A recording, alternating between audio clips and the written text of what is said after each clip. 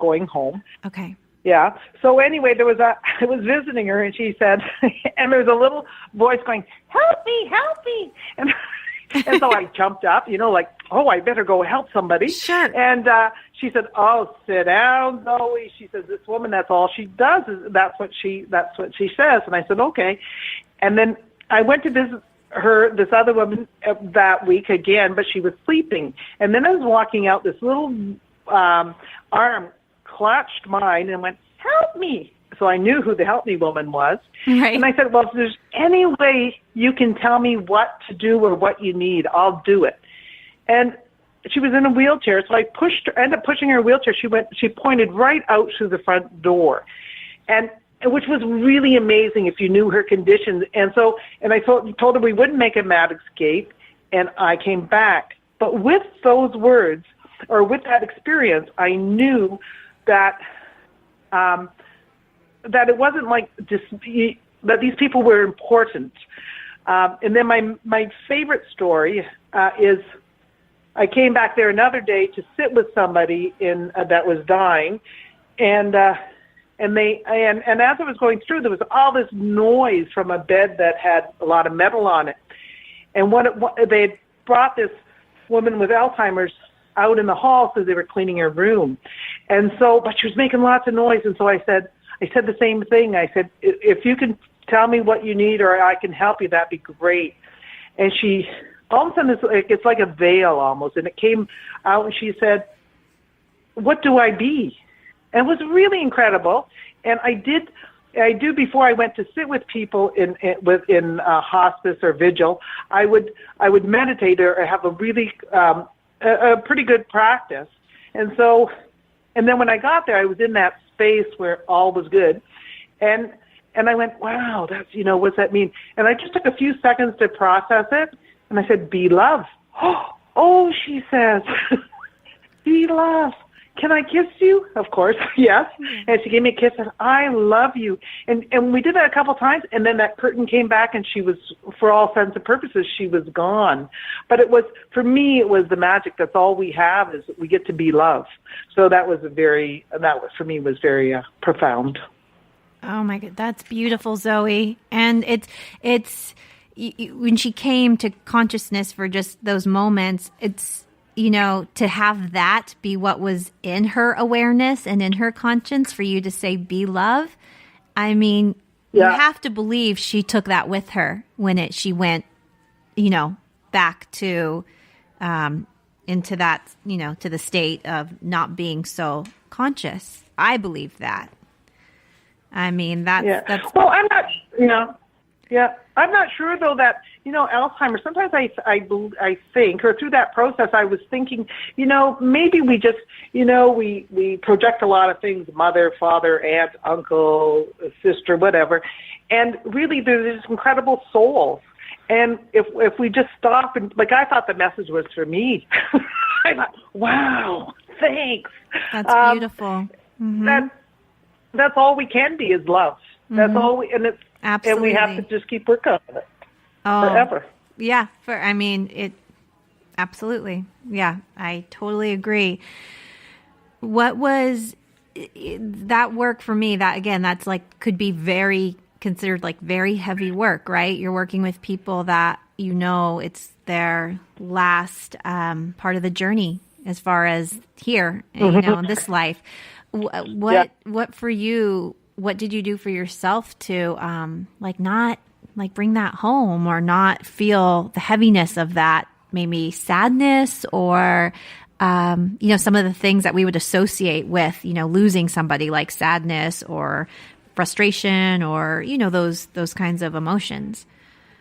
For me it just felt magic. It just felt like, wow, we're not.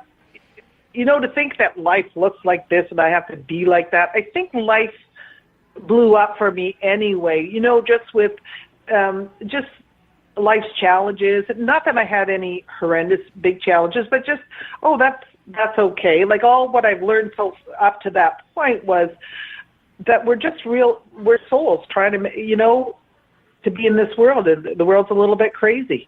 And so I don't think I felt any any sadness like I do for sitting in vigil and people would die, or sitting with people and connecting with people. And I would have my wonderful cries and just really enjoy them because I knew that it has to be. But the Alzheimer's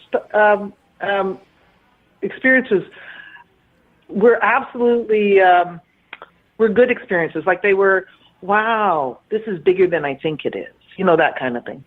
Did you feel it on a spiritual level, like on a different level?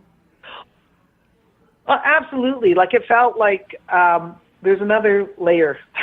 Right. It was like confirmation, right? Like we know there's another realm, another layer, the next, something after. Well, I've got two. There's another, when they sit vigil with someone's dying, so you hold their hand, and it helps the nurses in every area because, they don't all have time to go to sit. So anyway, that's part of the hospice group. So one time I was sitting with this woman in the same, it was a huge elderly place, and in one wing they have a lot of people with Alzheimer's, and it's the more noisier, louder, and sometimes at night it's scary, like they scream or do things. And I had to sit with this woman, and I sat with her, and she was 90-something years old. She had end-stage cancer, end-stage Alzheimer's, and she was, for all purposes, she was dying. And the nurse came along, and he just, they checked their bodies and their diapers and stuff, and they whipped her blanket off, and her body froze. And for me, that was so huge. Like, this is the soul, and she has dignity. We need to acknowledge the dignity. Absolutely. So, and then less than like a few weeks, and usually you get sit vigil once a month. But anyway, a few weeks later, I'm sitting with someone as I got called to a different elderly place, and this place was actually one of the hospice workers, volunteers. She was the boss of it. She was a volunteer; that was her job. And she, anyway, so it was that place, and there they actually were like I sat with this elderly woman. Her name was Aline, which was, to me, was huge. She, aligned to life or whatever. Aline. Anyway, she was also very meaningful. Mm-hmm. She was also 90-something years old, end-stage cancer, end-stage Alzheimer's.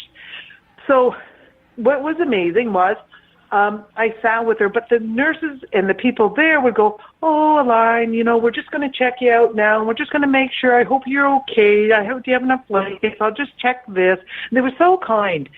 And so it was really incredible. And then I went home, and I didn't think anything of it. And I got called a few days later, and it was for the same woman, and I went, and I'm thinking, and my drive there was about 20 minutes. And I thought, what am I supposed to be learning? Like, why did this happen? This is very rare, or how it happened. And the two of them so close together and what they are. And the same woman I'm getting called back for because she hadn't died then. And so I went there, and I was just like in that state because I did some meditation, and I, did some yoga and relaxed. And then I got there, and the other hospice worker was leaving. And I said, Aline, it's so nice to see you. Thank you for teaching me about Alzheimer's. And she died, like, instantly. I just had to go back and thank her. Oh, my gosh. She was ready, and it's like she was waiting for that moment. Yeah. Yes. Yeah. She held on. It was really cool. Wow. That gives me goosebumps. That's, I think you bring up a really good point, and I think that's something we forget about a lot in our culture, and, probably every culture is, we are all souls, and we all do deserve to live and die with dignity, right? from each other. Absolutely. You know, I think when we're on death's door and we're weak, it's easy to forget that we're actually, you know, still living and breathing, or we were once very, you know, vital and full of life and strong. And it's, you know, it's almost like, you know, when the weak need the most dignity, because it's so easy to take advantage of it and just forget it, you know, throw it out the window. That's a great story and lesson, and so much comes from that you just shared with us. Thank you. What? It was my pleasure. I loved it. What was life for you like growing up? What were some big things for Zoe? Do you have siblings? Yeah, I came from a family of 8 kids. Back in the days when your parents had one car, my mom stayed home, of course, with 8 kids, and and my dad worked for the railroad. He's still alive. He's busy in art now. He retired from the railway, but he does art and he does film and he's written some books. So he's amazing. Quite a guy to be. Yes, absolutely. And he is in his late 80s. So I was 8 kids. We lived in. My dad likes to say we were 4. The 4 older ones were his poorer kids, and the other ones, you know, once then he started making more money and stuff, so they were better off. We didn't notice it. So we had, you know, it was life, or being a kid in the late 50s, early 60s. You just, you know, you had your own self-autonomy. You went, you know, we had to go home when the street lights came on. We played a lot. And this is in Canada. The neighborhood was full of kids. What's that? And this is in Canada. Yeah. It's that was in Windsor. So it's really close to Detroit. Oh, okay. Yes. Oh, okay. Wow. Okay. Yeah. And then I'm just curious, where did you fall in the 8? Were you part of the first 4, the last 4, youngest, oldest? Second eldest. Okay. Wow. My oldest sister is like 11 months. We're 11 months apart. Okay. So you're close. Yeah. In age. Yeah. Mm-hmm. Yeah. Well, we're going to be getting pretty close to wrapping it up here. So I'm just going to be winding it down and just have one or 2 more questions. But one question is, you do travel a lot and you go many places. What is it that you've learned the most about traveling, and what is it that you love about it? What I learned most is that we're all the same. Like we want to be seen and we want to be loved, and it's really cool. No matter where you go, I think people are generally good. And what I love about traveling is I think, not that it doesn't happen in everyday life, but I find when I travel, things are more magical. And so I don't know if it's because I let go of a preconceived idea, but I find that, you know, it's like the wind in Cambodia, or just meeting the people I meet. Or one time, actually, I was going from Chiang Mai, which is Thailand. I love it. Beautiful. Going to and going back to Canada, and there I said, and I always, you know, I would go for these visa runs, but I always would have 1 day or 2 days. I had to pay the extra, and for some reason on the way through, I went, okay, universe, please, just today, can we not have to pay any extra? And the guy looked at my visa, my card, and all the papers there, and he went, oh, and he went away.